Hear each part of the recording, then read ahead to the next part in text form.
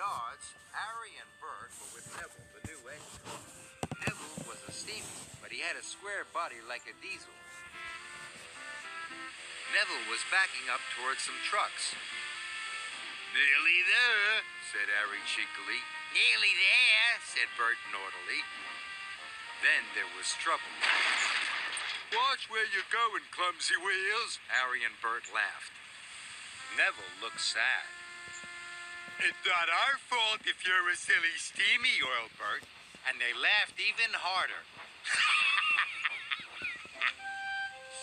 Thomas arrived at the yards. He could see Harry and Bert laughing with Neville. That must be the new engine, he thought. He must be friends with the Diesels. Thomas arrived at Knapford Station. "Have you seen the new engine yet?" asked James. "Yes," said Thomas, "but we'd better be careful. I saw him at the yards with Harry and Bert. They were laughing together." James was shocked. A steamy, friendly with Diesels? As Thomas left, Edward pulled in.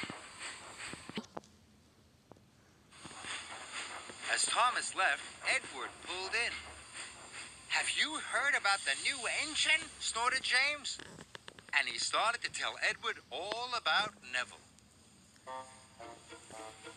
Later, Edward was taking on water.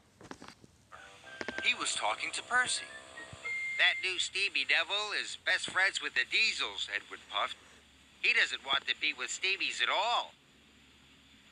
"How do you know?" peeped Percy. "James told me and Thomas told him," whistled Edward.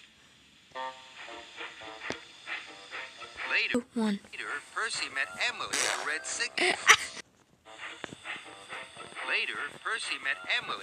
signal. "Don't go near Neville, the new engine," he told her. "The Diesels have told him to biff into Steamies.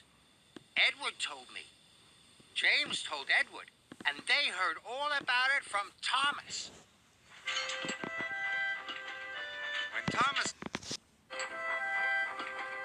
When Thomas arrived at Abbey Station, Sir Topham Hatt was there. "Thomas, you must warn all engines not to cross the bridge until it's repaired," he boomed. Thomas felt proud. It was a very useful job.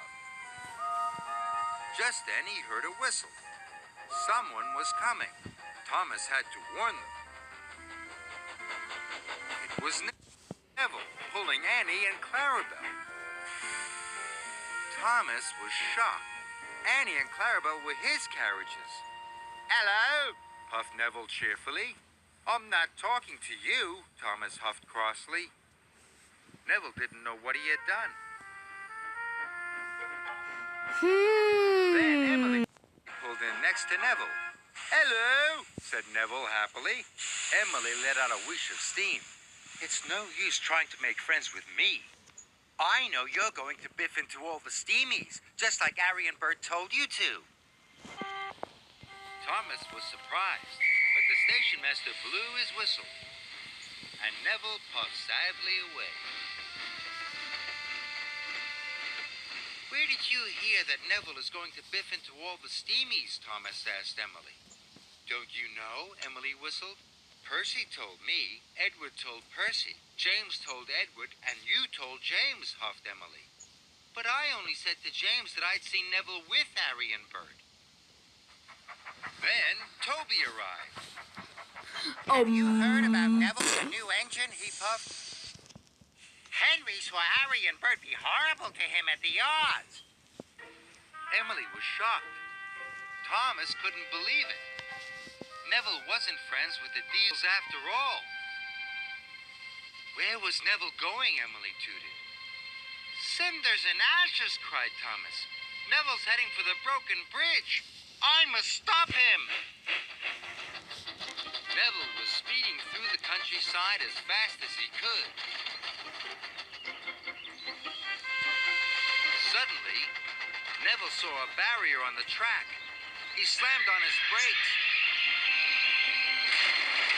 But it was too late.